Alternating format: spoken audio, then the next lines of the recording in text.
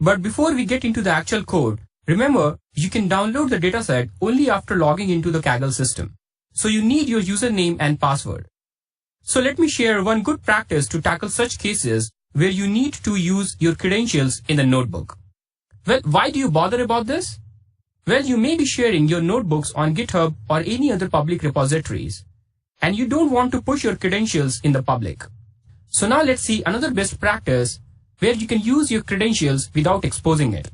So we are in the Titanic project directory. Let's check the present working directory. Now let's open this folder using your favorite editor. I'm using the Atom editor, but you can use any other. And here is our project.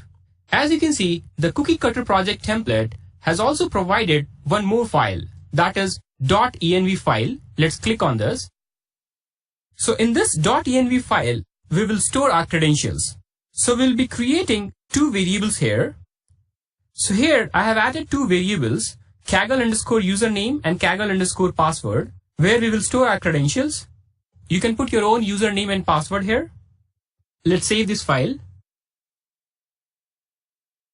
Well, don't worry, this file will not be added to the version control. Why? Because if you go to the Git Ignore file, so inside the Git Ignore file, you can place all those files which you don't want to get tracked. And here you can see there is an entry for .env file as well. So you can be rest assured that this file will not be pushed anywhere. So now we are all set. Let's launch the Jupyter Notebook in the Titanic folder. Navigate to Notebooks folder. And I have already created a notebook here for you for the data extraction process. So let's open it. So in order to use the credential information stored in the .env file, we will be using a utility Python package, python-env.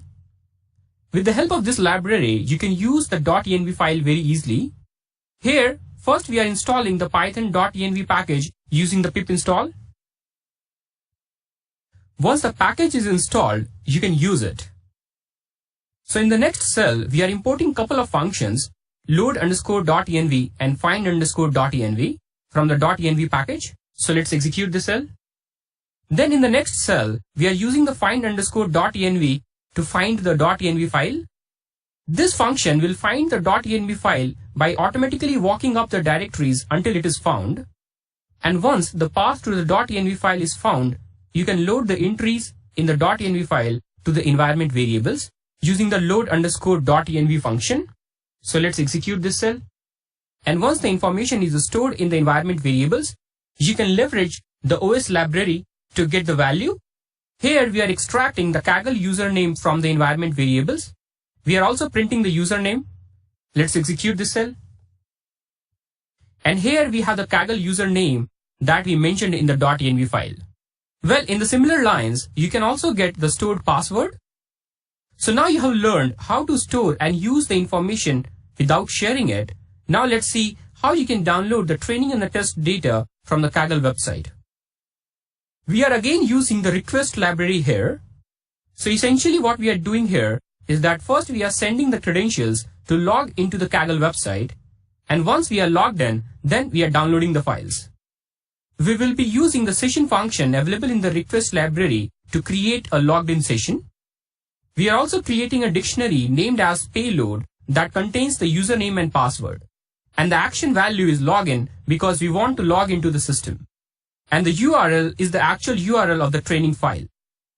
You can get this link from the Kaggle website itself. So on the Kaggle data page, you can right-click on the download button and copy this link location. So coming back to the Jupyter, next we are creating a session and we are first logging in using the login URL and the payload information. And once we have logged in, then we are downloading the file contained in the URL variable. We are also printing the response here just to make sure this process is working.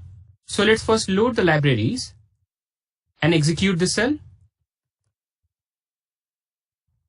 And here we have our Titanic dataset displayed in our Jupyter notebook. Well, so far we have only printed the training dataset that we downloaded from the Kaggle website. Now let's see how you can actually save the response as a CSV file. In the next cell, we are creating a method extract_data where we are passing the URL of the file to be downloaded and the file path where it will be stored.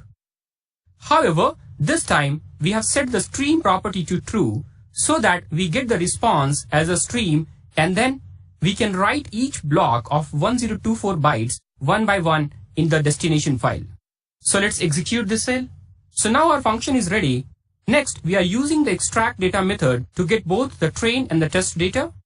So this time we have two URLs, one for the training data and another for the test data. We are also storing the downloaded file in the raw subfolder inside the data folder. Again, as a good practice, we are not using hard-coded paths. Rather, we are first getting the parent directory and then using the os.path.join to join the path of raw folder to the parent folder. This ensures that our code can work on both Windows and Linux-based machines without any issue. Once the raw folder path is set, we are creating the file paths for training and test file, again using the path join technique. And finally, we are using the extract data method a couple of times to download the train and test file. So let's execute this cell. So now both of the files should be in the raw folder. Let's check out using the ls command. Well, now we have successfully downloaded both the desired files. And we can stop here itself. But again, I want to push you a little further towards building a full reproducible script that you can execute from the command line without opening the Jupyter notebook and executing cell by cell.